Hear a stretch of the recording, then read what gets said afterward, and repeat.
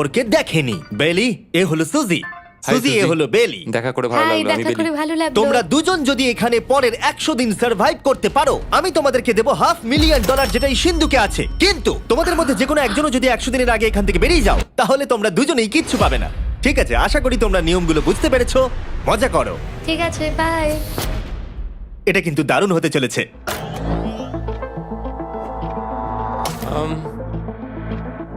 হ্যাঁ, মনে হচ্ছে যেন আমরা একটা পাগলা গারদে রয়েছি। আমরা যে জিনিসগুলো রেখেছি সেগুলো ওরা এখন দেখছে। আমরা ওদেরকে 100 দিনের জন্য যথেষ্ট খাবার দিয়েছি, কিন্তু দেখতে গেলে আমরা একই জিনিস অনেক রেখে দিয়েছি।